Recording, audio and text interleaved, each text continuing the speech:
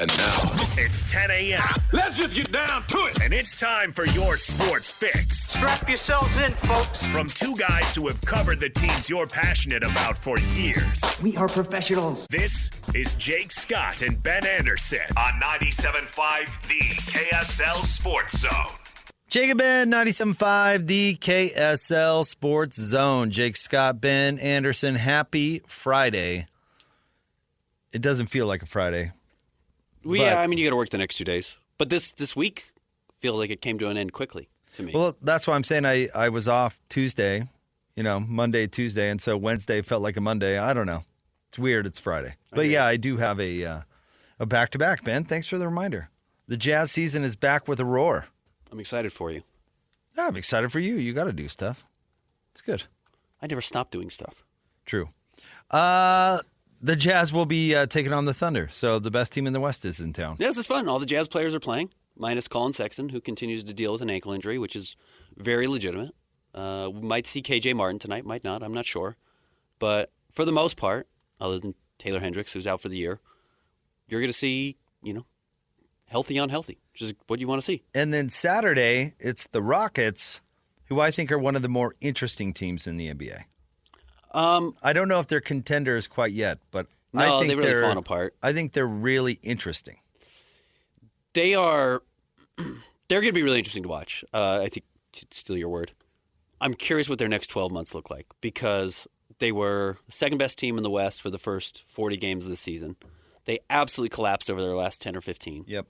They lost like 7 in a row, including some just like horrendous losses.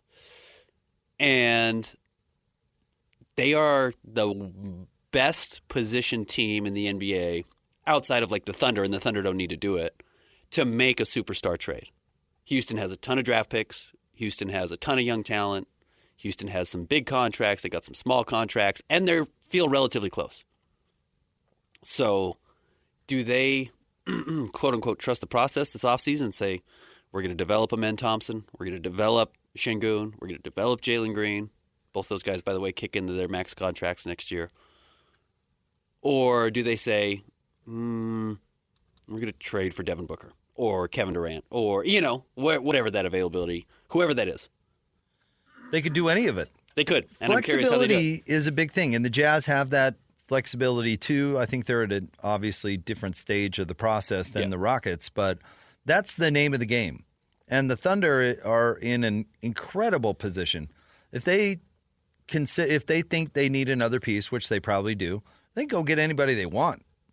Yeah, the Thunder certainly can. From Devin Booker on down. You know what I mean? Yep. And it leaves you that flexibility. Like the Pistons were in a great spot when they won the NBA title. And then, was it after or right before? I think it was right before when they were an Eastern Conference Finals team and then had the number two pick in one of the best drafts ever. Uh-huh. Now, just because Joe Dumars punted it into the third row, you know what I mean? With Darko, doesn't mean that opportunity wasn't there where you could take a real contending team and add another explosive young piece, and next thing you know, you're good for the next 10 years. You know what I mean? Yeah. Like, imagine if they did pick Dwayne Wade. Or Carmelo. Less so Carmelo. But still, Carmelo with a bunch of good defensive players probably would have looked really good. Right. And Dwayne would have looked awesome. And a good coach in, Larry Brown? Larry Brown, yeah. So the idea is to not be the Lakers or the Jazz when they pushed all in for Mike Conley, where you're maxed out. Where that was your last hope. That was it. Yeah. That was your roll of the dice. If you can be really good and then also have the resources to become great, I mean, that's really the goal. Because if you don't, you end up with some sad, sappy suckers rooting for who's the point guard that you hate? Jared. Oh, Jared Butler? Jared Butler, who, by the way, shout out Jared Butler. Didn't he get signed or something? Yeah, he's got a whole deal with the Philadelphia 76ers. But, you end up with, your only wiggle room is Jared Butler. Yeah. It happened to the previous generation of the Jazz with Carlos Boozer, Darren Williams, and Andre Karolinko. They were as good as they were going to get. They were close and no wiggle room to get better. Nope. Yeah. Unless they found a taker for Andre Karolinko's contract and got value in return, which was impossible. Not possible. Yep. So So that's where you don't want to be. I mean, Oklahoma City, sitting on top of the West with a really good team, with all of those resources still to spend, is an amazing position. I mean, they really could set themselves up to be a really dominant team. Now, Sam Presti is one of the better general managers, but he is not perfect either, and made some really catastrophic mistakes with the Westbrook, Harden, Durant era that ultimately led them to not getting over the hump. So, you still have to make the right decisions, but they're in a really good spot. And Houston's right there too. And I think that's where the Jazz want to be if they add another young player and they continue to develop the guys that they've got. All of a sudden you're taking that step up the ladder and you still have some resources to get better. The Thunder traded Alperen Şengün, who you and I both love, on draft night. Imagine him being there right now as the other big guy with Chet. They wouldn't have had to go out and get a Hartenstein. But the nice thing is when you have wiggle room, you can overcome your own mistakes. And this is a mistake business. Yep. This is not a business where you bat 1,000. Nobody does. The Bulls didn't during the 90s. The Cavs didn't with LeBron. The Lakers didn't with Kobe and Shaq. But you need to be able to overcome your mistakes. And you either do it with talent or, yes, continuing to have flexibility. And I think unless you have elite talent, you need to maintain flexibility at all costs. That's why I'm really curious about, the Clevelands of the world who, after trading for DeAndre Hunter at the trade deadline, are pretty all in. Yep. It's basically this is it. They don't have any draft picks going forward. They're all going to Utah or elsewhere. All the swaps are out the window. This is the Darius Garland, Donovan Mitchell, Jared Allen led team. Evan Mobley. But they're 45-10. They are good. They're really good. Yep. Is it good enough? That's the question, and we won't know until we get to the playoffs. I doubt it. Same with the Knicks. Knicks went all in, right? They've got a couple of draft picks still, but most of them went to the trade for Bridges. So we'll see. I kind of doubt it. Yeah, no. And I like them. They're fun. They're a top 4 team in the West or East. I don't think either of those teams are better than Boston. I still don't think they are, and they're certainly not better than OKC. So then where do they go? And then all of a sudden you're into the Kevin O'Connor, well, we're banking on internal improvement. Yeah. And that's what you have to sell. And maybe that, I don't think Kevin O'Connor was lying, but Alec Burks was only going to get so much better. Correct. And the trade deadline being well, we're getting this guy healthy does not actually work. That's not right. But it's what you sell when you don't have anything else. Right. And, the team that we can most recently represent that truly went more all in maybe than I've ever seen a team is the Phoenix Old Maids, who have Book, KD, which is a fun starting point, but then you bring on the Old Maid as the final, we are stuck, we can't move anywhere, and Bradley Beal is just serving as an anchor and just drags you to the absolute bottom. And there's nothing you can do. Nothing you can do. To the point where you've got a malcontent in Yusuf Nurkic, and you have to spend basically your only asset just to get him off your team. Yeah, there was the talk of, them getting those 3 first-round picks from the Jazz from their unprotected first with the idea of getting flexibility. And no, it was purely a cost-cutting move because they attached a first. It wasn't one of those, but it allowed them to use this first to get off of his whatever $17 million, which with the luxury tax saved them over $100 million. It's a smart move if you're the owner, but man, go look at the Phoenix Suns losing score graphic last night on Twitter. It's you would think it was a political uprising in the responses. I mean, the fans are livid. The Phoenix fans want to kill Mike Budenholzer. They hate Matt Ishbia. They think, every decision they make is wrong. They can't understand why, X player is playing and X player is not. It's just pure vitriol all the time for a team that 18 months ago when they traded for Kevin Durant, 24 months ago, everyone was riding on top of the world. That's why you got to be careful sacrificing your flexibility. I do not for one second feel bad for the Phoenix Suns. Not for 1 second. If you hire people, and you know what? I actually think their GM, when he was empowered, Jones, right? Jason Jones? Does that sound right? James Jones. Sorry, I knew that didn't sound right. James Jones. I think when he was empowered to do his job, I think he was pretty good. He's good at his job. Yeah, I agree. And then the ownership group changed, and the new guy had Isaiah Thomas in his ear for some reason. And thought he could reinvent how to run an NBA franchise overnight. Yeah. I was the last player on the bench for the Michigan State Spartans when they won a Spartans? Why does that sound weird, too? No, that's it. I know it was. It just sounded weird when I said it. When they won a title or won an NCAA championship, and he thought, yeah, I'm smarter than all these players in front of me. And he did the same thing as an owner. If the guy who buffaloed the Wizards for years into giving him as much money as they like humanly possible because he was the best player on a bad team, if you fall for that, well, then that's on you. Yeah. You know, if you take the old maid, that's a you problem. Yeah. You know what I mean? Mm-hmm. I mean, speaking of Sam Presti, you should never have given Russell Westbrook a supermax. Never. And to his credit, he was able to move off that old maid. But it did, in a weird way, set his rebuild back a year because he had to take Chris Paul back, and Chris Paul made the playoffs the next year. People forget about that with Oklahoma City and the whole people grumpy with the Jazz that they didn't lose every single game the first year they moved off Donovan and Rudy. It's hard to break that down. You got to take players back. Players play. Players got to play for contracts. You're trying to flip those decent players for other, Yep. You got to move off Rusty. You had to bring back Chris Paul, and Chris Paul and his well, the term I want to use is probably too vulgar. Chris Paul and his salty leadership style all of a sudden gets these players to be a plucky, overachieving team, and they make the dang playoffs. Right.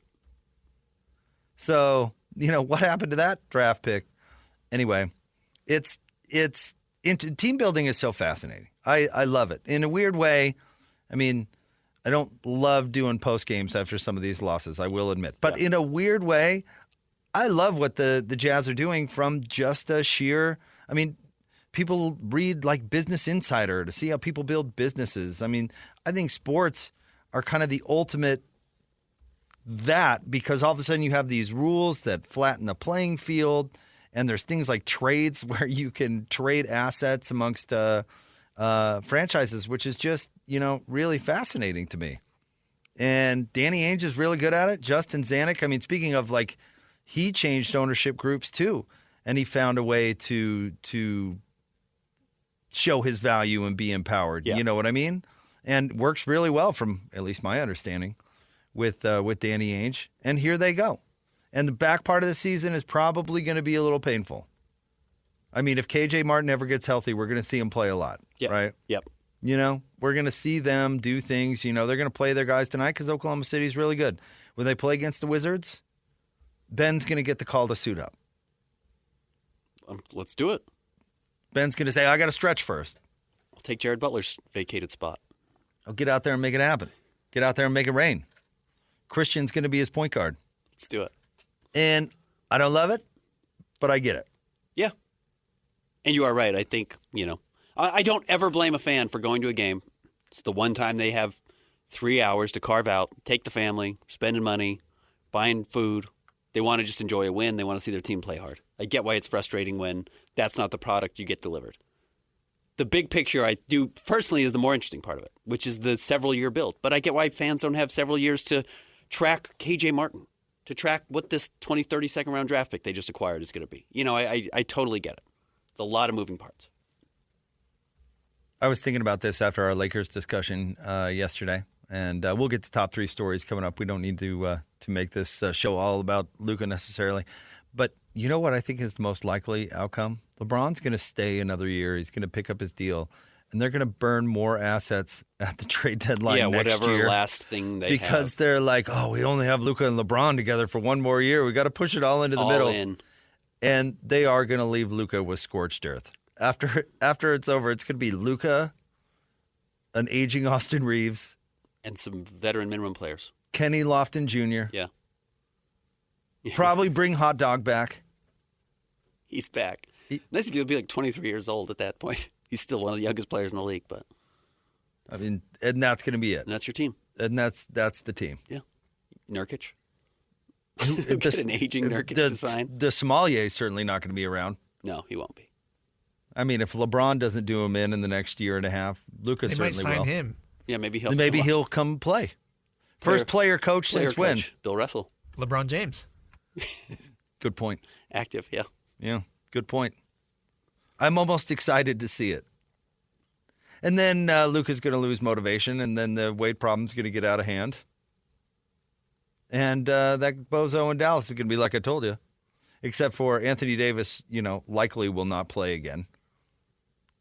Man, the NBA is great. Yeah, I'm kidding about the not play again. I'm joking because his nickname is Street Clothes, and he's already hurt.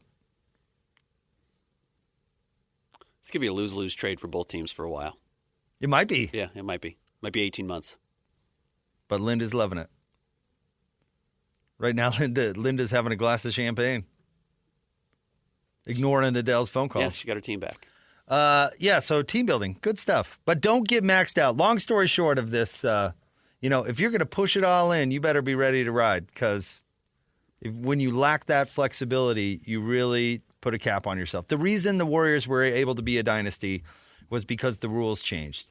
If they didn't, if they weren't able to, because of that loophole when the TV money hit, just sign Kevin Durant to a max deal, like if it didn't happen that specific year, it wouldn't have happened for Golden State. You might have been talking about LeBron winning 6 or 7 titles, in all honesty. Because he had beat them the year before, right? They had the 72-win season, 73 wins. LeBron beats them in the playoffs. They get KD that summer. So, it's pretty interesting. But where Houston and Oklahoma City are right now, those two teams, they're in a great spot. Yep, advantageous. Because Oklahoma City can see how it plays out this year. Say, okay, where are we flawed? Why did we lose? Because I don't think OKC is going to win. I don't. I think the West is way more wide open. Yeah. And then they can go, okay, well, we're going to go out and spend and get this and this and this. Good spot to be in. Yep, absolutely. All right, stay tuned. Top 3 stories of the day, KSLSports.com. Coming up next, Ben wore his Canadian T-shirt today. He was already shooting off tweets last night. I mean, he's just bouncing today. His Canucks came out victorious. He's feeling good. Doused his whole breakfast in maple syrup. Yeah, it's good. The whole thing. I can smell it on him. Yeah, I know. From here. It's gross. Through the glass. Seriously. Top 3 stories coming up next. Jake and Ben, 97.5, the KSL Sports Zone. Accessing. This is Hans Olsen and Scotty G.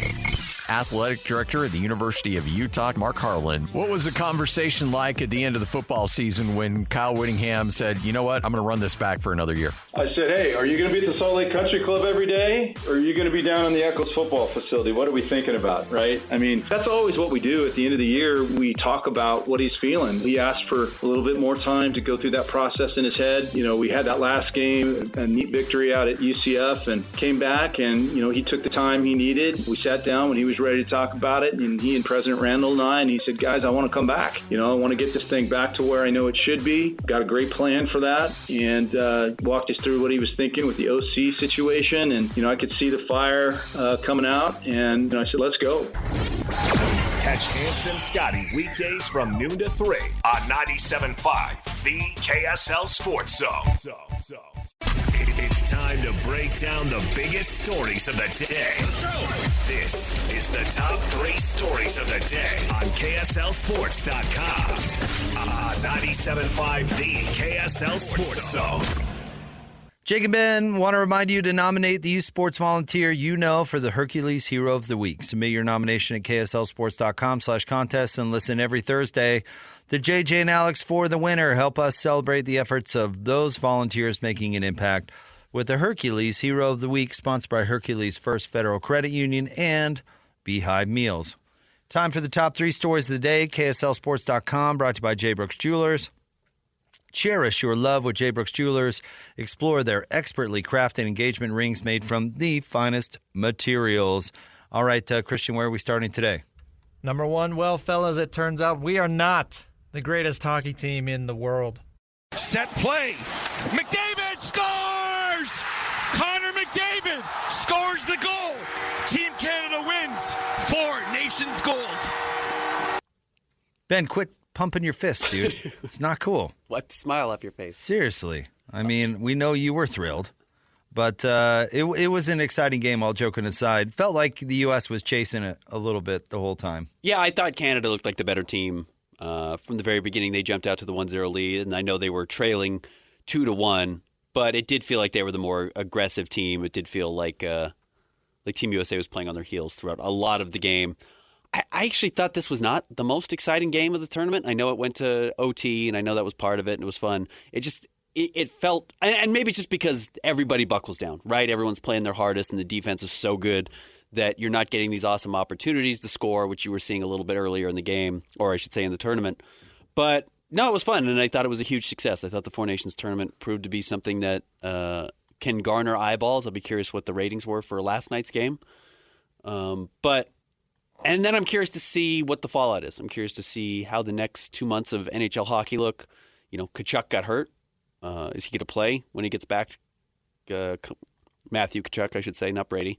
Matthew got hurt, but is he going to play this week? Is he out for a month? Is he out for, was it just this game because it does not matter as much as the NHL season? All of those things I think are going to have to be taken into account over the next couple of months when we look back and grade this and how often they should be trying to do the Four Nations tournament. Could I ask you, was the success because of the format or because the players played hard? The truth is, international best on best, regardless of the sport, people always play hard, right? Baseball does it with the World Baseball Classic or whatever it is, and it's really good. And FIBA tournaments, even if like LeBron doesn't play, FIBA basketball is really good. It's really fun to watch. Germany plays out of their minds and get as many NHL or NBA players as they can, and Slovenia gets as many NBA players as they can, and Jokic plays in some of these FIBA tournaments. It's like international tournaments work. They always work. They work in every sport. So yes, it worked, but that's not unique to the NHL. Other than hockey hasn't had a good one. I don't think the NBA players would play hard if it were U.S. versus Europe. Not in an All-Star game, but they do in FIBA. No, fine, but I mean, we're talking about an All-Star game. We're talking about. Hold on. No, we're not. That's important to remember. I think this is one of the misnomers we have about Four Nations. Why do we have Four Nations? Because the NHL All-Star game sucked. It sucked so bad, nobody watched it. They got rid of it, and they put it in an international tournament. Because the NHL All-Star game was the same as every other All-Star game in every sport. They suck. NBA's bad. Pro Bowl's bad. Major League Baseball's bad. NHL was bad. So they put in a Four Nations tournament to copy what other leagues already do. The NFL doesn't do it because there's not enough international players. But soccer does it, and basketball does it because you have great international talent. They just put their FIBA tournament or their FIFA tournament in the middle of the season. That's all they did. This is not an all-star game. I think it's really important to remember that. This is not an all-star game. But it's a replacement for an all-star game, so we can get into semantics. I mean, I think the NBA tried to do it with their silly thing this year, and here's the funny it did thing. not work. Here's the funny thing. The tournament this year is a direct copy of what the NHL did in 2024. Right. It's the exact copy. The NHL had a draft. They had a 14 tournament. It sucked.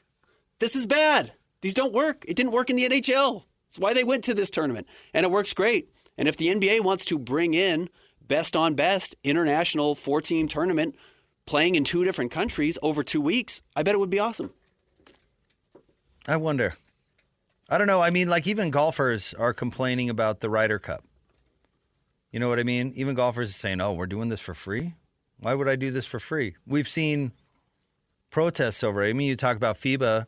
I mean, the best of the best for the United States doesn't play FIBA. Not every other year. And no. And I don't know. I'm really debating in my mind because the format's getting a lot of credit, and it probably should. But do players figure out eventually, like, oh, this doesn't matter?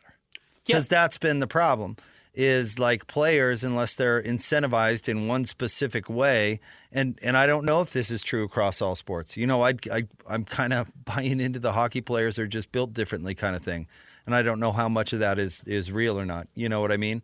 So I honestly just wonder. Mark Cuban was right 20 years ago when he said that Dirk shouldn't play internationally. And it's not fair to the NBA franchise that pays him hundreds of millions. It's not. Yeah. It wasn't fair to the Jazz that Dante Exum got hurt. Right. It's not. So at what point does everybody eventually figure that out and that's all just moot? And that's why I'm not fully ready to say what to make of the Four Nations tournament or that should it ever come back. As a fan, I love it. If I'm a Panthers fan or a Senators fan or whatever, if I'm a Blues fan and Binnington is now tired because he played goal for an extra 2 weeks when everyone else got a break and he's not able to perform in the postseason, I'm going to be furious. You know, if I miss a chance on winning a Stanley Cup because Makar was playing all game and now the Avalanche aren't, healthy enough to make a run in the postseason, I'm going to look at the Four Nations as a waste and say, yeah, it was fun to have those 3 games. Cool, but this is about lifting the Stanley Cup, and my team is paying him a huge chunk of money. So I don't know how this is going to look. Maybe it's awesome, and maybe it's good, and I'm leaving runway and the door open for that to be the case. We are literally 12 hours removed from this game ending and comparing it to things that we have 25 years of data on, of why leagues have made the decisions they have. No one's ever done this before. So I don't know what this is going to look like over the next 2 months, which is why I'm very curious about the success of it. I hope it's great. I hope it comes back. Honestly, I would prefer to see this won't be next year because they've got the Olympics, but they've already assigned the All-Star team or the All-Star game. But maybe 2 years from now we get it back. All right, what's next? Number 2, funny, BYU. They're going to be in a cat fight this weekend. Cougars v. Wildcats? Yeah. I like it. 2 cats. Not cats in the wall. No. This is cats on the court. Head to head. This is how we want to see it. This is a huge game for BYU. I mean, BYU's going to the tournament. They've basically already punched that card, punched that ticket. But yeah, this would be a chance to continue to build on their success. And truthfully, Arizona is better than Kansas. So this would move into BYU's best win of the season if they could get it. Man, conference expansion or realignment or whatever you want to call it, while a huge negative in football for the Big 12, pretty big positive, honestly, for Big 12 basketball. Mm-hmm. Like, Arizona is a blue blood program. You bring them in. Houston, who's absolutely on top of the world, you're bringing them in. Cincy, I know, has not been awesome per se, but has a history of being a pretty decent basketball program. BYU is putting in the resources and doing its part. I mean, everyone thought Utah was going to be a cakewalk and has been anything but. Right. They're not great, but they are not this horrible team you're losing by 32 or that's losing 30 every game. They have a basketball history. Yeah. I mean, you think they did it once there. They could probably do it again, which I'd buy into. And, unfortunately, they had to take Bobby Hurley too. But, maybe they'll can him eventually, and Arizona State will put the train on the tracks. That doesn't sound impossible. I know I'm leaving people out, but, the Big 12 is a great basketball league. And you're right, BYU, with their wins in league, is going to get into the tournament. Half the league gets into the tournament. This is, years of watching BYU in the West Coast Conference. I mean, my guy, Coach Lacombe, has got to be loving this because in the WCC, man, you better finish a strong second. A really strong second, yeah. Or you could get in if you finish third, but you're playing in Dayton, and that's if you get in. I mean, dang, you finished top half of the league in the Big 12. And we haven't even gotten to the best of it, which is the Big 12's getting A.J. DeBonta next year. They're getting their superstar player, and Houston's had some big players, and obviously Kansas gets big players, but Baylor's had some okay players. But you're getting the Duke bound, the Kentucky bound, the North Carolina bound superstar college player in your conference from a team you just brought in 2 years ago. It's awesome. And I know that nobody cares about college basketball, but that has been an actual boon to the college basketball programs around here. Enormous. It's been great. All right, next. And number 3, the Jazz back in action tonight after a long All-Star break. What I'm curious about here is these teams kicking it in gear. OKC, ideally, should now be starting to push their foot down on the accelerator to build towards a long playoff run. Houston needs to start doing the same thing, and the Jazz are going to have different goals. And if you missed Ryan Smith this morning, he was on with DJ and PK and kind of talked about winning too many games and how they're going to approach the second half of the season. And, you can go back and listen to that. But, this is where the rubber meets the road. The teams that want to lose should be losing, and the teams that want to win should be gearing up for a deep run. I wonder about that with Oklahoma City because they're up so far. Yeah. I mean, I didn't like, we brought up this team earlier. I didn't like the lesson that it taught everybody because it's so annoying, but Golden State poured it on to win 70 games, and they came up short in the playoffs because they actually tried too hard down the stretch. I wonder. I mean, I wonder how motivated Oklahoma City will be with 8 games. But I would imagine coming out of the All-Star break, they'll be pretty motivated. But the last 2 weeks of the year, I bet they mail it in totally. They will be very strategic with who plays, how often. Chet probably plays. Honestly, maybe like half these games, maybe 2/3. I hate the last 2 weeks of the NBA season so much. Yeah. Like, it's not about winning and losing on steroids. The worst teams lose at all costs. The best teams rest so they can be healthy, and everyone in the middle is just trying to position for to win or lose games, depending on who they'll play. Who they're going to play. So it becomes pure chaos and all these hypotheticals. And the truth is, you can't ever control the hypotheticals. No. You can't. And then you've got teams watching the scores in mid-game being like, hey, go throw that out of bounds. Yeah, punt this ball. But just turn it over at all costs. That's so silly. Yeah. But yeah, the Jazz will be trying to lose every game, I'm sure. And it won't look like just playing the young guys. It won't. You know, for everybody like PK, I heard him talking a lot this morning, have the young guys gotten too good and they're going to win too many games? They will remember Kenny Lofton. I keep driving this home. Kenny Lofton had the ball in his hands the whole game last year coming down the stretch.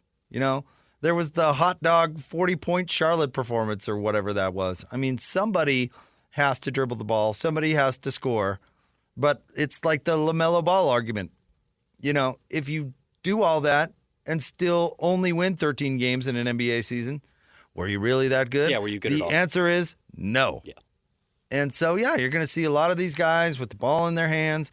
I mean, if Keontae continues to be inefficient, he's going to play. But there's a double-edged sword, right? You want him to play because you want him to become more efficient. But honestly, if he's out there carving up the league, they're going to figure out a way not to play him. Yep. And it'll be a night-by-night basis. It will drive the pregame show host mad because I have no idea who's going to play until 10 minutes before the show starts. Yeah. But as a boss of mine once said, it is what it is. So deal with it. Yep. And tonight they're going to play their guys, except for Colin Sexton, who's actually hurt. Yeah. And I bet they play most of their guys tomorrow. We'll see. Maybe Against not. Houston. Second night of a back-to-back, they might not. But I kind of think they start resting guys against Portland on Monday night. Absolutely. Let Scoot cook. Yeah, right. Yeah, DeAndre Ayton hammered you. Oh, well. It's a shame. It happens when Walker Kessler doesn't play. Yeah, right. Exactly right. All right, stay tuned. We'll get to more coming up next. We're going to have Bartle top the 11 o'clock hour. We'll talk some Utes and some Big 12 basketball. And then Cole Bagley at 11:30. Stay tuned. Jake and Ben, 97.5, the KSL Sports Zone. And gentlemen, may I present...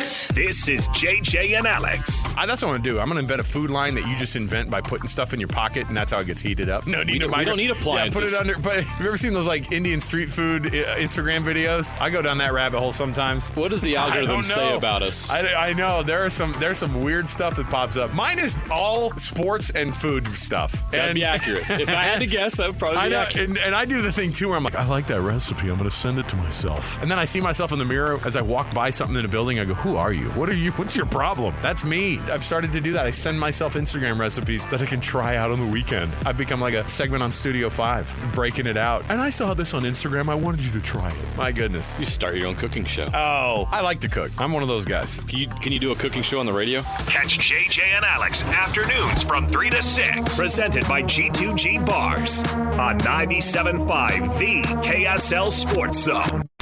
Who's got it better than us? Your home for the best sports coverage in Utah. You're listening to Jake Scott and Ben Anderson on 97.5, the KSL Sports Zone. Jake and Ben, this segment brought to you by Peach Doors and Windows. Amazing home transformations begin with Peach, where 5-star reviews are the norm. Call them today for your free in-home estimate, 801-566-1255, Peach Doors and Windows. Ben, the NBA is so lucky. Okay. They really are. Did you see this news today that the Mouse is dropping Major League Baseball? Yes. ESPN will no longer air, and it's basically a Sunday night baseball deal, right? Yeah. They're currently paying $550 million a year. They wanted to negotiate that down because they say they're losing money. Yeah. They also get the home run derby and first round playoffs. Okay. So they're not the primary carrier, obviously. I think Fox has that, right? Yep. But $550 million a year, if you compare that to what are they now paying the NBA in the new one, $2.6 billion? The NBA might have gotten the last truly big, quote unquote, TV deal from the traditional.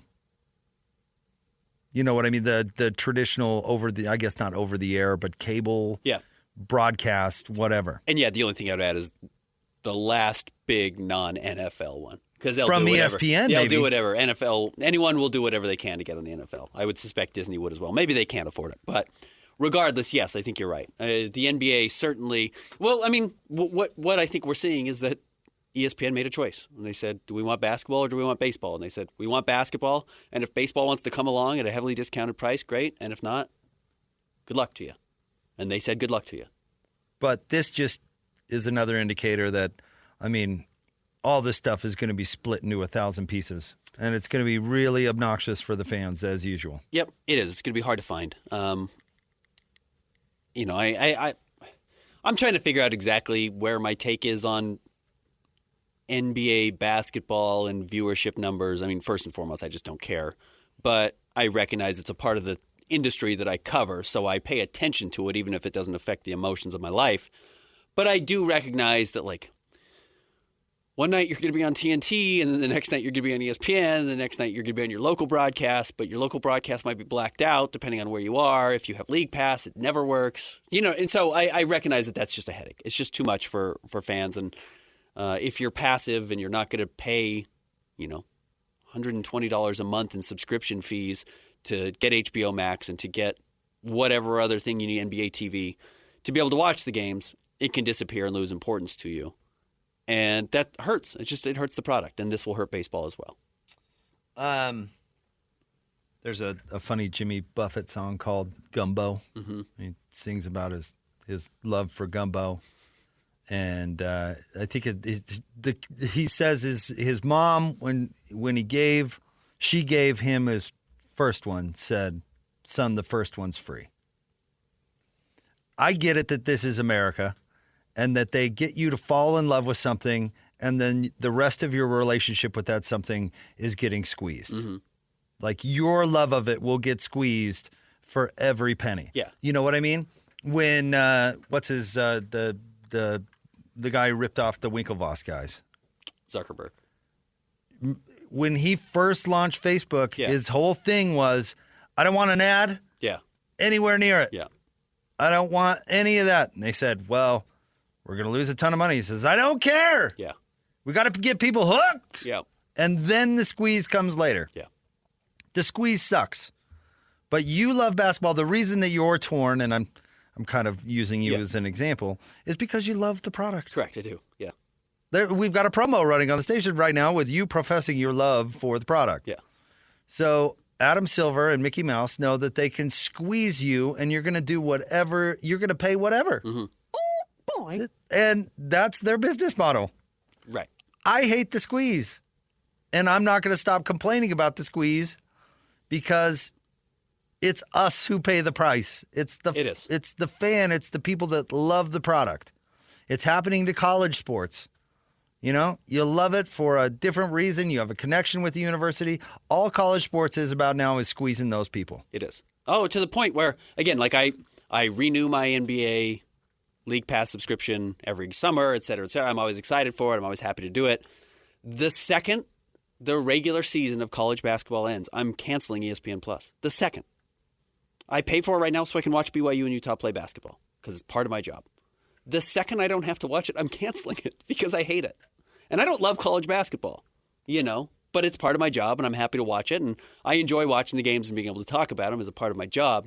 But I don't like it enough to want to have ESPN Plus or whatever their crappy programming is beyond the college basketball season. So I get why that would apply to everybody else with sports. I feel that way too. That's not how I feel about basketball, but it's how I feel about every other sport. See, and then further, they're preying on people like me who aren't on the ball and end up paying for the stupid thing for an extra 6 months just because it's not on my radar and they have it set up on auto pay or whatever.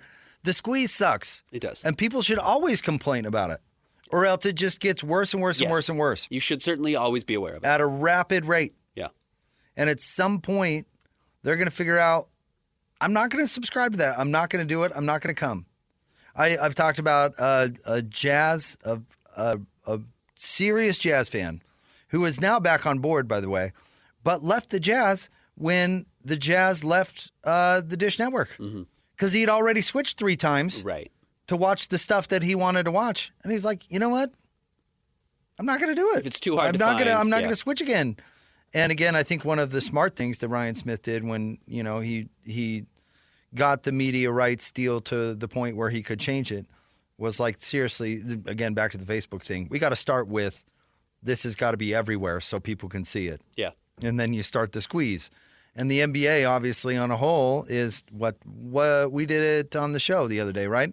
How many different things do we have to subscribe to get what we get now? A few national games and the Jazz. I mean, it's what NBC's jumping on board. NBC next year is replacing TNT. So you're going to have to get Peacock or have Dish or some over-the-air type of option, right? Is ESPN still there? ESPN's still there. The Amazon's buying in. Amazon was the other one. Yeah. But it's 4. It's 4. It's to get what you're getting now. Yeah, it's your local provider, and there's 3 national providers. I hope for Major League Baseball fans, Fox just soaks it up. So you have to have one place that you have to go to see all your stuff. Again, people would laugh at me because they're selling ads, and that's how you make money. But I almost wonder if there's an oversaturation. There's just so much of it all the time, we don't care. You know what I mean? Like, you used to be able to watch NBA games on Sunday afternoon. It's when they were on nationally. If you had cable, you could probably watch some TNT games when they were doing it way back. But, like, there just weren't games all the time, everywhere, every night. And they almost lose how important they are because there is so many of them. Oh, the fact that I'm so glad that you mentioned ads because I can put up with some ads. I've been putting up with ads for... Everyone has. But all of a sudden you have to pay a cable bill just to get it, and you get the ads. Yeah. Now I've got to pay for a streaming service, which one of the benefits for streaming services is you don't have to watch ads. Right. But guess what I still get when I watch sports? Ads. Right. So Netflix is double dipping. Right. They're taking the ad dollars, and they're taking my subscription fee. So it's an additional cost. It's an additional squeeze. Right. And they're going to find another one. Apple, you have to have a subscription to the subscription to get Major League Soccer. Right. And guess what? You still get ads. Ads, yep. It's why sorry, go ahead. Netflix is toying with the idea of putting ads on their things. I mean, and they are getting sports now and have ads in the sports. It's like, I'm going to walk away from Netflix. I have no problem walking away from Netflix. Because to your point, at some point it's just too much. If it's $25 a month and it's ads, it's not worth it. It's why the Dish Pros promotion they're running right now to pay for Netflix for you for the next 2 years is a great deal. Because people are going to start walking away from it because it's too expensive. And they will, and I don't blame them. And the next 10-year-old falls in love with the product, and then all of a sudden he's being squeezed for the next 60 years of his life. They got the hook in him. Yeah. Keep complaining about the squeeze. They got me early. All right, stay tuned. Steve Bartle coming up next, 97.5, the KSL Sports Zone. Who's got it better than us? Your home for the best sports coverage in Utah. You're listening to Jake Scott and Ben Anderson on 97.5, the KSL Sports Zone. Jake and Ben want to remind you, don't miss your chance to win big every week on the KSL Sports Zone. Listen all day on Wednesdays for your chance to win on Win Ticket Wednesday. Let's talk a little Big 12 basketball. Let's get out to the Zone phone now. He covers the Utes for KSLSports.com. He's our buddy Steve Bartle. What's going on, Steve? What's up, fellas? How we doing? I'm doing well, Steve. How have you, I guess, placed what happened last weekend and 2 of the better wins of the recent Utah basketball era happening within 72 hours of each other? Have you placed those 2 wins into the big picture of Utah basketball and all the conversations we know that are having? Are, is Craig Smith the right guy? Is this what the team's going to look like going forward? Is the NIL worth spending money on? Like all of these pieces. Dude, it is such a fascinating conversation with Utah basketball right now because those 2 wins were pretty significant. And, it's interesting to think back on the conversations being had last week prior to the wins and how it seemed like Utah was, certainly headed toward a change, perhaps, and that, Craig Smith's seat was warming. And yet he gets these two big wins over Kansas and Kansas State, in the fashion that he did on a short turnaround. I think it says a lot still that he has the buy-in from the players. And because, when you talk about guys, coaches on the hot seat, right, you're typically seeing signs and indications from players that things aren't going well. And, whether it be body language, whether it be just poor effort, you're not seeing those signs with Utah players. And so I think that really says a lot of what Craig Smith and his staff have done to kind of keep that buy-in, to maintain that buy-in, despite the struggles that they've had this season. And, I think it certainly has sort of impacted at least the conversations and the potential for Utah basketball under Craig. I think it's we all know, in the Big 12, the cost to compete in terms of NIL that's being invested in these programs is remarkably high, right? BYU investing $7 million in AJ Duplantia and that, and then you've got Coleman Hawkins at Kansas State getting $2 million alone, and we know that Utah's total NIL budget is somewhere between $2 and $3 million altogether, right? And so Utah is facing an uphill battle in the sense that Craig Smith hasn't gotten the same amount of investment that a lot of these other programs have. But, he's still finding ways to win. And he himself and his team, it's been an adjustment. And watching this team over the last couple of years competing in the Pac-12 compared to the brand of basketball that's played in the Big 12, it is different. It is noticeably different. And I think Utah has had to learn how to just the level that they have to play at to compete in this league. And I think they've started to, hit their stride.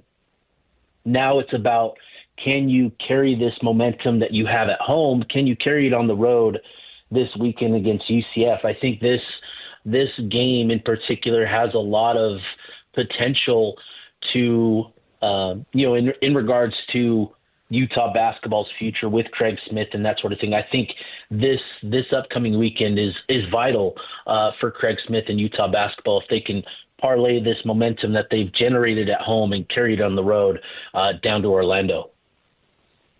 Interesting to hear you lay out, approximate, of course, NIL figures. I'm curious, Steve, the resources that Utah would need to compete, at a high level in Big 12 basketball, are those simply not there, or are they going to a different sport? What a great question.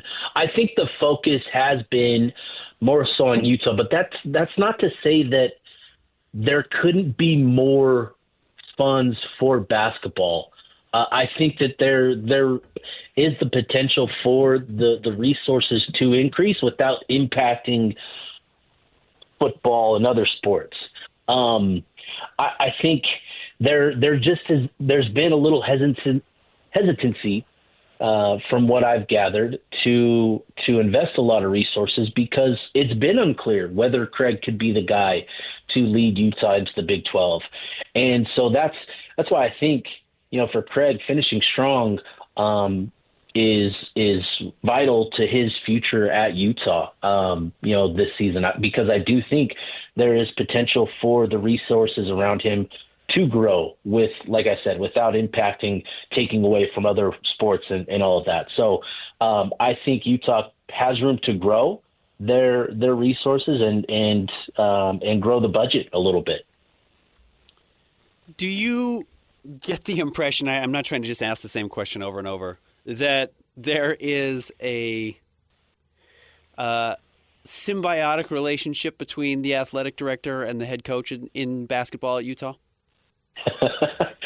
Oh, man, what a great question. I think that there's a good understanding of where they're at, but it is you can't help but notice, we take so much from social media and the interactions and tweets and stuff that we see on there.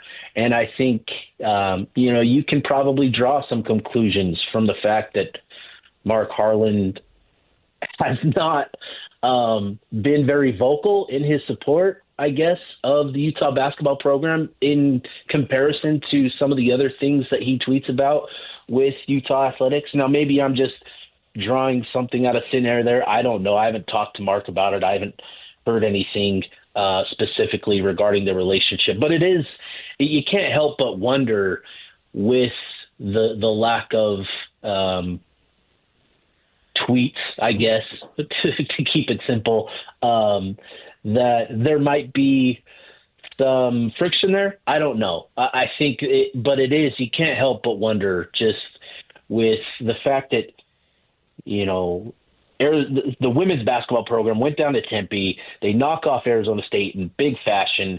They travel home and they show up at the men's basketball game. And Mark tweets out recognizing the women's basketball program. Meanwhile, the men's basketball program itself just knocked off number 17 Kansas, and not a peep about the program. He had it on a silver platter to at least acknowledge what Craig Smith and Utah basketball has accomplished, and there was nothing. And I think the radio silence is something that fans have caught on to, and I think it's there's certainly, I don't know if it's concern is the right word, but certainly there's curiosity and wonder about what is going on with Mark Harlan and the men's basketball program and Craig Smith in particular. So, with that in mind, if Craig were to pull a Lou Brown from Major League, where he's like, every time we win, we peel a section, you know what I mean, to kind of stick it to him, like keep it going after these two big wins, what would that look like? I mean, if they really showed out at the end of the year and in the conference tournament, what would that look like? With what? How many wins? There's certain games in this league that you're just not going to win. I mean, Utah, there's not a chance that they win out. But if if Craig Smith made a statement, what would that look like? Yeah, I think, with what he's got coming up. So he's going on the road to UCF, and then the program will travel to Tucson, which is just a wild road swing going from Orlando to Arizona. And then he'll come back home. Utah will come back home. They've got Arizona State, West Virginia, and then they finish up down in Provo. I think Utah has to go 3-2 at minimum, to kind of be in a pretty positive place. And then you get into the Big 12 tournament, and the seedings with the Big 12 tournament is going to be, pretty fascinating. Who ends up 8, 9, 10, 11, I think is going to be really, really interesting because, you look at some of the matchups and jockeying for position and trying to find the best path forward in the Big 12 tournament. That's going to be really interesting to see how that all shakes out because, you probably want to avoid Houston in that number one spot. It's not to say that it's Houston and then there's a big drop off to Iowa State and Texas Tech and those programs, but Houston just looks like a totally different beast than everybody else. But I do think, Craig's got to find a way to go 3-2, which means he's going to have to get a road win against one of UCF, Arizona, and BYU. If he can go 3-2 and then get into the Big 12 tournament, potentially, get that first round win if that's what they have to do, if they have to play that first day. If they get a bye, that's a huge accomplishment from what we were thinking Utah could be. Even me, who I was optimistic Utah would end up 10, 11, 12. If they end up, in that 8 spot, maybe even 7 spot, which isn't out of the realm of possibility with Kansas in free fall, if they end up in one of those 2 spots, to get a bye in the Big 12 tournament is a big accomplishment for the program. So, like I said, I think they've got to go at minimum 3-2 to kind of really help things moving forward. Could you see a situation next year, Steve, where Utah is again, not lame duck is the wrong word completely, but has another like a prove it year, which I think this was a prove it year for Craig Smith. If he does enough to stick around next season, do you think are they comfortable having one more year of just saying like, well, we don't know if you're the guy or not, or do you think they want to have a more concrete decision this offseason? I do think. I think for the health of the program, you want to have a decision on Craig's future with the program made after this year. I don't think you want to go into another year with this, but with college athletics and with the boosters, they're always going to have their opinions, and I think there's always going to be that wonder of what an Alex Jensen or what an Andre Miller could mean for the program, and so that's always going to be something that will, I don't want to say hang over the program, but it will always be in the back of everybody's thought process. So I think Utah, you would like to have a decision made after this season and move forward with that just being in place. And this is our guy. And I think Craig has shown that he can compete. He can lead a team in the Big 12. I think Craig has been wise to, take an open mind to this season in learning and developing as a coach. I think that's been that has to continue moving forward if he is going to be the guy. But we'll see. But I think Utah would, for the health of the program, you've got to make a decision and move forward with it. It seems like switching to football real quick, Steve. It seems like a trend in college football is going to be doing away with the spring game because you don't want to showcase players for transfer or something. But Mark Harlan was on the station yesterday on Hanson Scotty and said they are planning on holding a spring game. Are we going to see spring football change, and are we going to see any of that this year? Yeah, I think we are going to see it. I don't know that Utah's, they're still going to have the spring game. There's that 22 forever game, with what that means for, that scholarship fund, all of the funds going to that. I think that's still something that's important. I think, they're probably going to have to rethink some things moving forward, but I think ultimately with the way that college football is trending more and more towards a professional model, that spring ball is going to turn into, these OTAs where you're just getting into practice and that's it. And I think that's where college football is headed, is to more of a professional model where you're not putting yourself at risk in a spring game. And, it wasn't too long ago that we were talking about FBS programs scheduling spring games with FCS competition and doing that. And I think while that would still make a lot of sense for programs, I just don't think with the money that's being invested in these players now that it's going to be something that everybody is going to be looking forward to doing. So I think we're heading towards this becoming more OTA style, and that's where this is headed. Steve, we appreciate you and all of your fine work. Thanks for jumping on with us. Appreciate you guys. See you, buddy. Thanks, Steve. That's our friend Steve Bartle. Follow all of his work covering Utah at kslsports.com. I found that NIL figure he threw out there really interesting. What do you say, 2.5, $3 million? Yeah. I mean, Kansas is throwing that out there, 6-man. Yeah, right. One player's getting that easily. So Hunter Dickinson transferred from Michigan and probably got close to, at least over $1 million. You could give half your salary to a good, not great center. At Utah now. Utah's eggs are going to be in the developmental basket, and that's hard to do. One of the things I talked to Craig Smith about on Tuesday was, you've played well and you've got a lot out of Ezra Assar. It's like he's got to feel. He had Davon Smith last year, who was awesome. Basically averaged a triple-double with the team to close the season. He's a backup at St. John's. Yeah, he took the money. Ezra Assar being a success is a double-edged sword for Utah. Cool. Where's he going to go next? How much money is he going to earn at the next spot? Yeah, it's tough. Because if he can play, someone wants him. And if Utah can't afford to pay him, how is Craig Smith supposed to win games? Well, kidnapping maybe. Yeah, sure. Yeah, if they're locked away somewhere, they can't get another offer. Find a way to perfectly injure him so he can't play until the first week of the season. Oh, there you go. And it's like, you don't want him. He's hurt. He's not going to be ready for the start of the year. You can't pay him. Way hurt. But he's fine. Week 2. It's tough. Another thing, I also would just, and Utah's smarter than this. Just do not pigeonhole yourself. If you replace Craig, which I don't think is necessary or essential, but I would let them make that decision, obviously.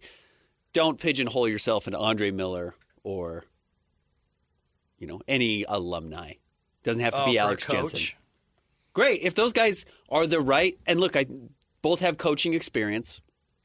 Andre Miller coached in the G League, right, for a while. Is still coaching the G League. Alex Jensen's been all over the NBA and coached some internationally and did the German national team. Those are good candidates. Those shouldn't be your only candidates. No. And look at what people can bring you. And then Kevin Young is super unique because he didn't bring any players with him, which is the new trend in hiring in college athletics in general. Bring the guy that they're going to bring. And Kevin Young, what he got was a blank check. That was the advantage for him and why he made sense. And this NBA message that appears to be convincing, I think there's something to that too. But, the advantage to hiring, say, an Andre Miller is I'm kind of thinking, what do you really want from a college basketball head coach now? And the truth is I kind of want a fundraiser. And if Andre Miller were willing to fundraise, right, which I doubt he would be. Yeah, that might be the problem. He may not. And Alex Jensen probably doesn't want to be a fundraiser. And Johnny Bryant probably doesn't want to be a fundraiser. I need a fundraiser. Especially if, listen, Steve, I thought gave a pretty good answer on, does Utah have the money or is it going somewhere else, to a different sport? Yeah. You know what I mean? Yeah. You're going to have to go out and raise basketball-related funds. That's one thing that BYU has done, is that they have specific basketball-related donors that are passionate about the basketball program. And I don't know where Utah stands on all of that. I don't know if it's more of a collective thing, so to speak. I'm not comparing the two apples to apples, but some similarities.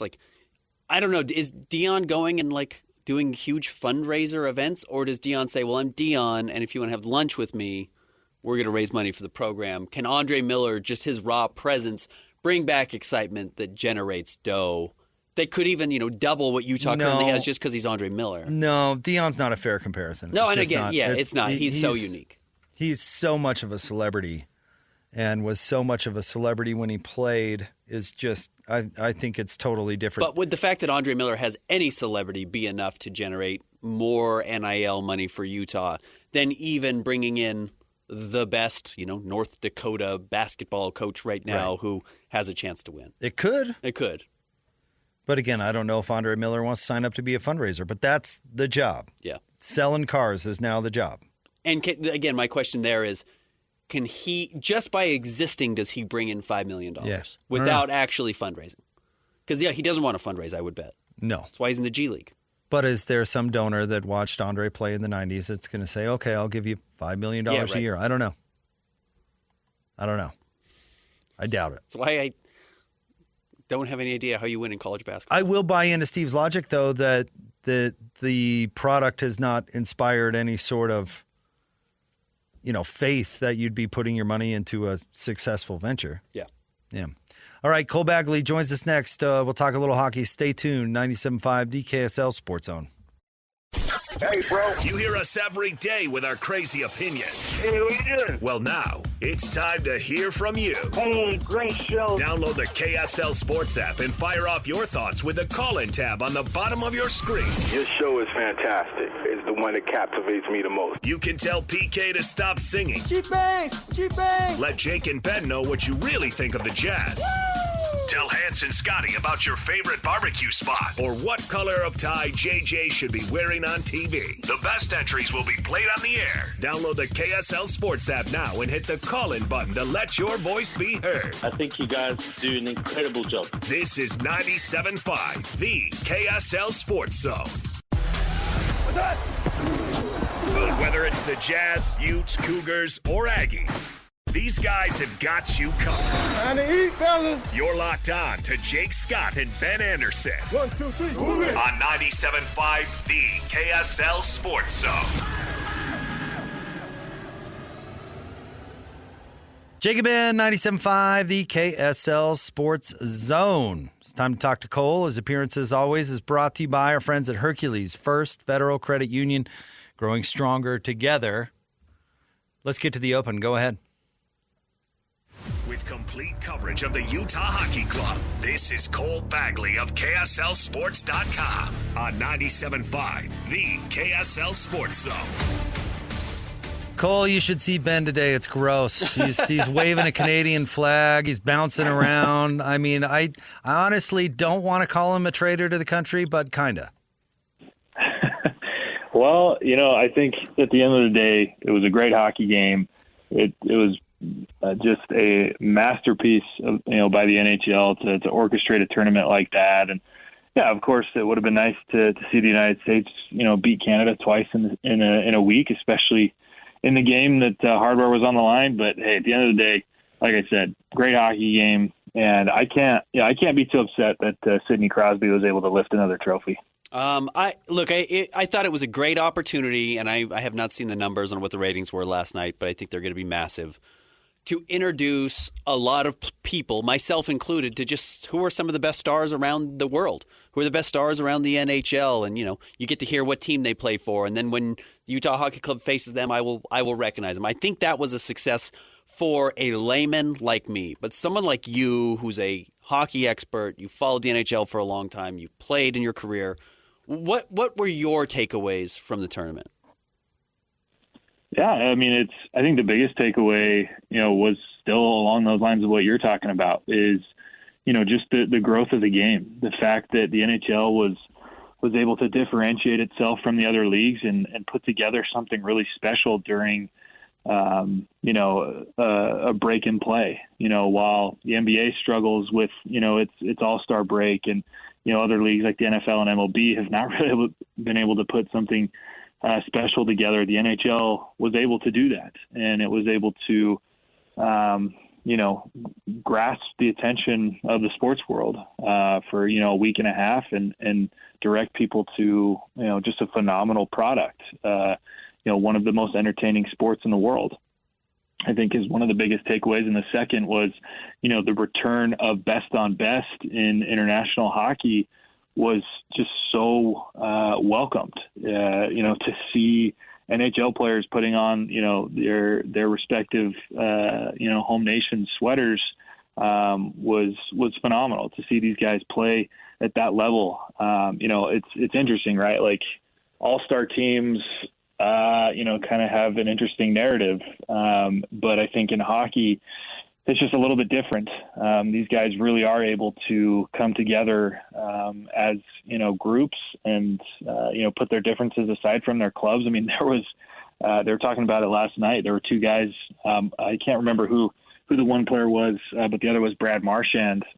These are two Canadians playing on the same line who do not like each other, who got into, arguments and fights, over the last couple of seasons, but they put their differences aside and they play. I think it may have been Sam Bennett, but they play on the same line and they find success and they help their country, bring home some hardware. So international hockey is back and better than ever before, which makes next year's Olympics very exciting, and the return of the World Cup of Hockey in 2028 as well, very exciting. If the Utah Hockey Club is going to make a playoff push, it's got to mean a lot to have Durzi back, yeah? Oh, it's huge. I've talked with a collection of guys over the last couple of days, Clayton Keller, Oli Mata, who Durzi was playing with heavily in practice yesterday, Kesselring, Josh Doan, and all of them have said, look, Durzi is an underrated player in this league. Obviously, he's more so known for his offensive skill set as a defenseman, but he's very reliable on the back end, and now you've got your number two defenseman back in the lineup. So, top to bottom, Utah's defensive core is as healthy and as talented as they have been all season. You've got, Sergachev and Marino on the top line.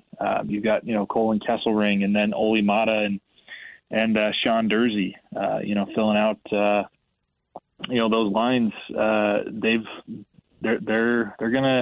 going to really help this team make a legitimate push, with the amount of talent that they have on the back end. And, up front, Logan Cooley isn't far away from returning to the lineup either. So the break was very beneficial, arguably more for the Utah Hockey Club than maybe any other team in the NHL. And with 26 games to go and, just 6 points behind the wild card spot, the opportunity is there to make a run and make a push. So we'll see if they can do it. From the people I've talked to who know the club better than I do, Durzi is one of the best guys, just like people to have around. Do you think they've missed, that type of personality that he brings?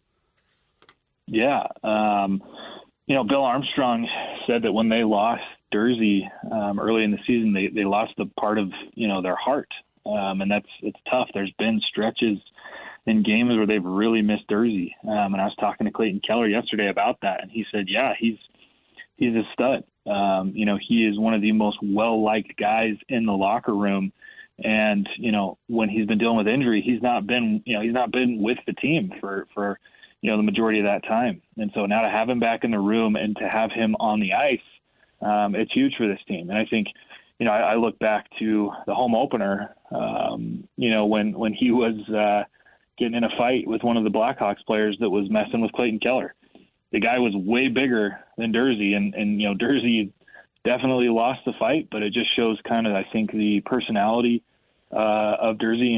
He's willing to stand up for his guys. He loves, his teammates, and yeah, not only is he a strong presence in terms of his skill set, but his personality and just the person that he is. So during this last part of the regular season, what teams, let's take a broad look at the NHL and specifically the West. What teams do you expect to kind of separate themselves? Yeah, that's a great question. I think, when you're looking at the standings, right now, obviously Edmonton, Vegas, and LA are kind of a little bit in a league of their own. Colorado has really started to separate themselves, and then it's really, really tight. You get down into the teams that are fighting for a wild card spot. Vancouver is in that second wild card spot with 63 points. And then you go down a couple spots down to Anaheim, and they're still within that 10-point spread at 9. St. Louis is just a point ahead of them. Utah's 2 ahead of St. Louis, and then Calgary's 3 ahead. So that's what's, I think, really special about the National Hockey League is the fact that it's always tight. It's always 1 or 2 points separating who makes the playoffs and who doesn't. And so these games down the stretch are always meaningful. The collection of teams often is different. Like I said, the teams at the top, such as Edmonton and Vegas, Winnipeg has been on an absolute tear this season. Dallas as well has been playing really good hockey as of late. Minnesota's up there. So the West is really tough, but it's very tight when it gets into who's going to make up those last 2 spots. It's going to come down to that second wild card spot. I don't see Colorado really, giving that up. So we'll see what happens. But Utah's in a good place, and if they can win 4 out of these first 5 back and really close the gap on Calgary and Vancouver, it's going to put them in a good spot to have a legitimate chance to make a push. Cole, if the NBA had its druthers, you would end up with the Lakers and the Mavericks playing in the playoffs, and then the Lakers would somehow find a way to play Steph Curry and the Warriors, and you would end up with a matchup that featured Boston and probably the Lakers. So what's a best case scenario for like the postseason for the NHL, and if some of the best storylines hit, what are they? Oh man, that's a good question. And I think it's always ever changing. I think if you look at the Eastern Conference, what Washington, the Capitals, are doing this season is really surprising. They were a team that barely made the playoffs last year. They were out in the first round, and then all of a sudden we have had this, resurgence of Alexander Ovechkin. I mean, he's playing like he's suddenly lost, 10 years, or he's gained 10 years back on his life. It's like he's 10 years younger out there, and he's looking to break Gretzky's record. So I think it would be a lot of fun to see, Washington really make a push. Maybe, Ovechkin breaks the Wayne Gretzky all-time scoring record and wins another Stanley Cup. And then, looking at the West, I think you want to get the matchups, it'd be fun if Utah got in and were able to play a team like, Vegas in the first round. I think, that's a rivalry that's kind of brewing with Utah, Utah's relocation and the proximity of Las Vegas. Edmonton is is playing really well. Connor McDavid scored the golden goal last night. He's the best player in the world, and he still hasn't won a Stanley Cup. And so I think if you were trying to determine who would be the most exciting matchup in the Stanley Cup Finals, I think Washington Capitals out of the East, and then either the Edmonton Oilers or Winnipeg Jets out of the West.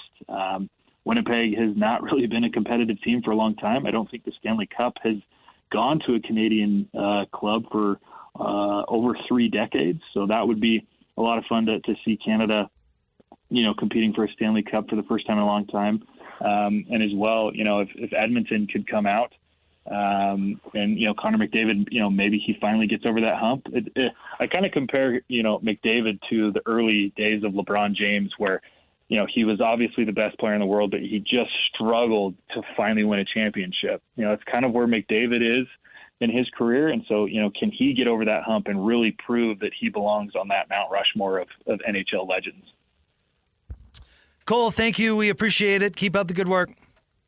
All right. Thanks, guys. We'll talk to you next week. Thanks, Cole.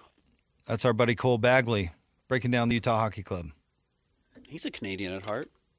He's a Sidney Crosby guy. You can't do it. Quit trying to deflect, Ben. Traitors, the both of you. I hear Quebec is lovely this time of year. Maybe you should check it out. Have you been to Canada? No. Neither have I. We should go. In all honesty, I'd love to go to certain places. Do you want to elaborate? Yeah. British Columbia seems, I hear, is lovely. Toronto, I hear, is pretty cool. I'd love to go to Vancouver and Toronto. My old man's been to opposite sides of the world, but Quebec and Montreal and said it's pretty awesome. But there's a lot of also like vast open space in Canada that maybe I wouldn't want to go to. Sounds cold.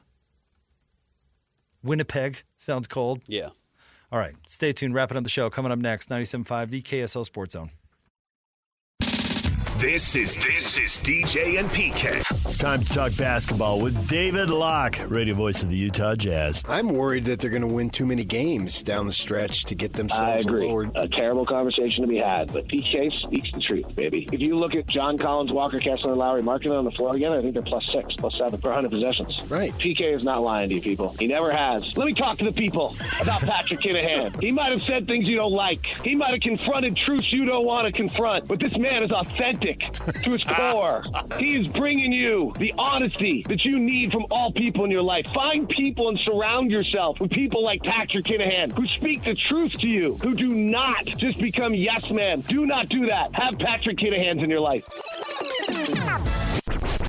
Catch DJ and PK mornings from 6 to 10 on 97.5, the KSL Sports Zone. Who's got it better than us? Your home for the best sports coverage in Utah. You're listening to Jake Scott and Ben Anderson on 97.5, the KSL Sports Zone. Two amigos on the airwaves, talking sports. They got him made jokes and also loves his tie-dye. Ben's got style with his stars. Oh my.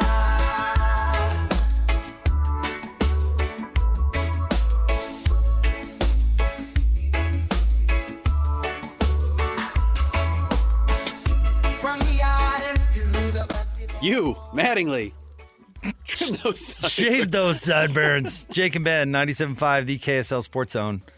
Yeah, we were just talking off the air. Apparently, the Yankees are changing their grooming standards, and you can have a well-kept beard now. These horrible dirtbags, these filthy people. Always seemed like kind of a silly rule to me, but I mean, this is something that the Yankees have been like hard and fast about forever. This is one of the things that I think you have slightly sold me on in my life, which is I was throughout the first 35 years of my life before we worked together pretty ardently against rules that I felt were, what's the word I'm looking for? Idiotic. Stupid. And one thing you have sold me on is if it's the rule, it's the rule. Which you're not asking anyone to commit a crime here, right? It's like sports betting. It's the one rule. Just don't break the one rule. Can't do it. Don't do it. So to the point where, like, traditionally I would have fought, like, this is such a stupid rule, not being able to have facial hair as a member of the Yankees. I would have really rallied against that.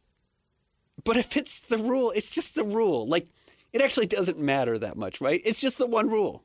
And you can live by that because the reward on the other end is so high. Right. The reward of not sports betting is you're a professional athlete and you get paid millions of dollars. The reward of not having facial hair is you are on the Yankees. Play for the Yankees. It's fine. It's actually okay in the grand scheme of things that for 7 years you didn't have a neck beard. And if you don't like it, don't do it. And you have other options. That would be a weird line in the sand for me. But to apply it locally, if you don't want to abide by the honor code, don't go to BYU. Yeah, don't go to BYU. Don't go to BYU. Yeah. And now I do have sympathy for young people that make mistakes, especially when it comes being measured against a standard, which I think is actually impossible. If you lived the honor code to the letter of the law, I don't know how possible that would actually be to do. But, if you want to party it up in college, go somewhere else. Yeah. If you want to have a beard, play for the Red Sox. You and I were trying to think of that center fielder that was played for the A's, then played for the Red Sox, then went to the Yankees and had to cut his his greasy hair and yeah, he gets on base. But the other guy who gets on base, what's his name? I know it's really bothering me right now. I could just Google. He was a center fielder for the Red Sox when they won the World Series. Yeah, big head, giant head, just the world's biggest head, the stupid haircut. Yeah. And then goes Johnny Damon, yep. And goes to the Yankees. And you know what you do? Yeah. You have to lop off that greasy hair. Yeah. He was way cooler with the Red Sox. Sure. Made a ton of dough with the Yankees. Yeah, he did. He had to lop off his hair. Yeah. And you know what? If the Yankees change it, then I'm fine with that too. I don't care. But I do think you should be able to set your own standards as a team. Yeah, sure. Why not?